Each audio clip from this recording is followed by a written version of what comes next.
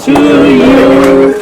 Happy birthday, happy birthday, happy birthday to you.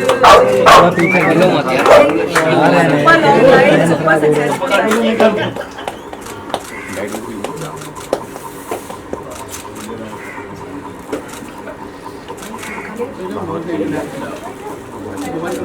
Wait,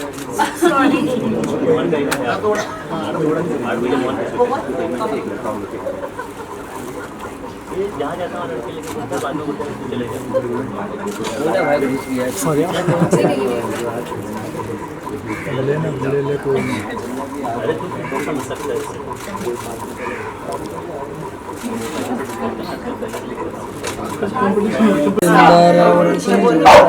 Should I just play music?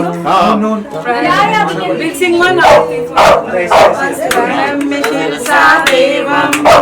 Gauriputram Vinayakam Bhaktavasam Smare Nityam Ayu Kamasasiddhai Pratamam Vakratundam Cha Ekdantam Dvitiyakam Dvitiyam Krishna Pingaksham Gajvakram Chaturthakam Lambodaram Panchamancha Shashtam Vikatam Evacha Saptamam Vignarajendram Dhumravarnam Tarashamam Navamam Balachandram Cha Dashamam Tu Vinayakam Ekadasham Ganapatim Dvadasham Tu Gajananam Dvadashaitani Namani Krisandaya Padenara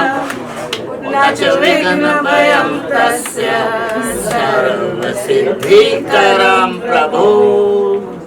हम देख सकते हैं last 2 साल से कि जिस तरीके से कोरोना और चीज़ें होती थी नहीं हो रही थी, लेकिन एक बार गणपति बापा ने चमत्कार क्या कुछ कहना चाहोगे आज गणपति बापा आए? मेरे तो 4 साल से आ रहे हैं। कोविड में भी कोरोना के पूरे टाइम पे मैं गणपति बापा को मैंने रखा था। इनफैक्ट जब पहले साल में तो हम बाहर ही नहीं जा सकते थे और दूसरे साल में मैं स्पेशली बॉम्बे से दिल्ली गणपति बापा को लेके गई थी एंड ट्रेन से लेके गई थी। तो मैंने टिकट बुक कराई थी, तो टीटी आया मेरे पास, तो उन्होंने बोला कि ये क्या है, मतलब पैक थे। तो मैंने बोला बप्पा है, तो उन्होंने बोला अरे अरे अरे, तो उन्होंने मुझे एक स्पेशल एक अपनी सीट दे दी कि आप यहाँ पे आराम से बैठना, उनको वहीं पे बैठने दो। एंड तो it was such a beautiful experience. And मुझे लगता है कि सब लोगों ने ना लाइफ की वैल्यू करना ज़्यादा सीख लिया है जब से कोरोना आया है, क्योंकि हमने देखा है कि हम क्या क्या खो सकते हैं। तो जो है हमारे पास, चाहे वो छोटा ही क्यों ना हो, हमें उसकी वैल्यू होने लग गई है।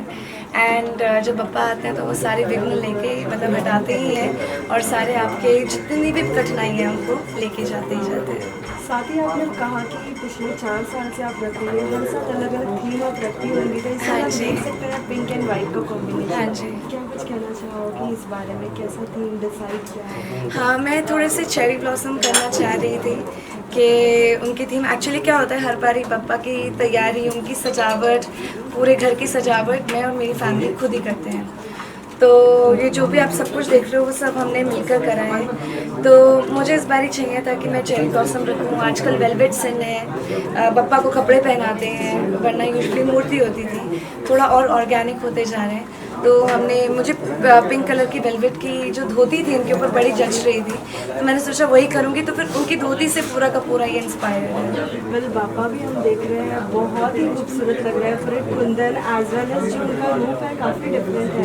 तो कैसे लाइक आपने ये आइडिया चूज़ किया कि हाथी के ऊपर बापा बैठे हुए हैं? जब मैंने इनको चूज़ किया था तब पापा अपने पूरे रूप में ही नहीं थे, अभी वो निकले ही थे। इनफैक्ट अभी उनके हाथ भी बन रहे थे मिट्टी से। तो मेरे ख्याल से हमेशा जब भी आप पापा लेने जाते हैं, जो भी रखता है वो सबको पता होगा कि आपके मन से एक आवाज़ आती है कि यही मेरे पापा है। एंड वही इनके लिए हुआ। मैं एक्चुअली मैं गई थी ढूंढने जो स्वॉन्स के ऊपर बैठे हूँ, हंसों के ऊपर, क्योंकि पहले साल मैंने विष्णु जी का रूप लिया था, अगले साल मैंने शिव जी का रूप लिया था। तो इस बारी मेरे फादर का मन था मैं हंसों पे लूँ, लेकिन वो मुझे मिल नहीं रहे थे। मैं बड़ा ढूंढ रही थी, लेकिन जैसे ये वाले पप्पा मेरे सामने आए तो बोला पापा यही है। पापा जब भी घर पे आते हैं एवरी ईयर हम सोचते हैं कि इस बार मेरे या फिर होगा कुछ अलग ही चलता है। हाँ जी। क्या कुछ प्रिपरेशन किए हैं? हम लोग भोग थोड़ा डिफरेंट चढ़ाते हैं पप्पा को।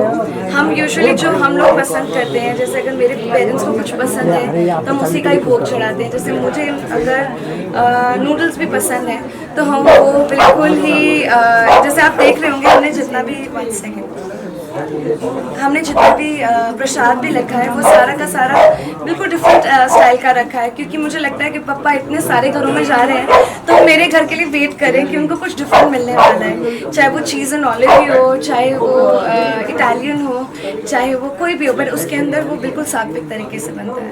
पापा को हम बोलते हैं विघ्नों के देवता है, इस साल क्या क्या